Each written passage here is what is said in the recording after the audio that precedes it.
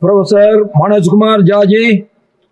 Thank you, Honorable Chairman, sir, for allowing me to raise this very important issue. And I'm very glad that the Leader of the House and Honorable Health Minister is also here. So, since the month of September, on account of a deep personal family crisis, I have spent 3 to 4 months in All India Institute of Medical Sciences. So, after coming from there, मैंने एक अंग्रेजी दैनिक में एक लेख भी लिखा कि AIIMS अस्पताल महज अस्पताल नहीं है, खास करके एम्स दिल्ली।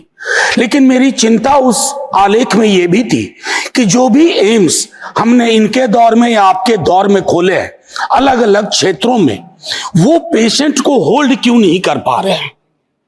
और अभी भी जिस प्रकार की भीड़, जिस प्रकार की दिक्कतों का सामना करके there is absolute mismatch, honourable chairman sir, जो एक डिमांड है और जो ओपीडी कैपेसिटी है। मैंने वहां के doctors, nurses, support staff, paramedic staff, उनकी जीवन शैली देखी है।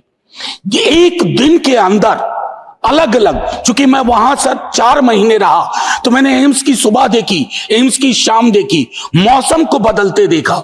लेकिन जो चीज पीड़ादायक थी सर, वो मैं ये बताऊं कि वहां कई पेशेंट्स को, जो अब ऑनलाइन भी हो गया है तो डेट आगे का मिला करता है, लेकिन वो बीमारी क्रोनिक है, परेशान रहते हैं, वो यहां आ जाते हैं। मैं फिर दोहरा रहा हूं कि एम्स उनके लिए महज एक अस्पताल नहीं है, आखिरी आशा है, लास्ट आइलैंड ऑफ होप। और वैसी परिस्थितियों में शेल्टर होम्स हैं सर, लेकिन मैं सरकार से आग्रह करूंगा कि इसकी कुछ समुचित व्यवस्था सर होनी चाहिए।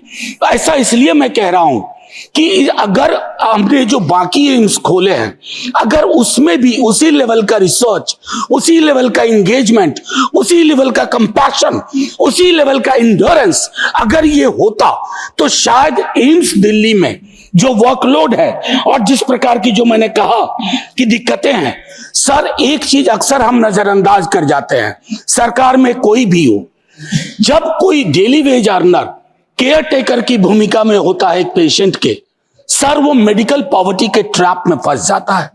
हमने अक्सर किताबों में पढ़ा स्ट्रक्चरल पॉवर्टी और उस पर हमारा फोकस रहता है, लेकिन मेडिकल पॉवर्टी सर ये विकराल रूप लेती जा रही है। उसके पीछे एक तर्क और भी है सर कि हमारा हेल्थ सेक्टर का झुकाव निजी क्षेत्र की ओर लगातार बढ़ता जा रहा है। मेरा निजी से कोई विरोध नहीं है, लेकिन सार्वजनिक उपक्रमों में अगर हमने इन्वेस्ट नहीं किया और वो दायरा नहीं बढ़ाया तो मुश्किल होगी।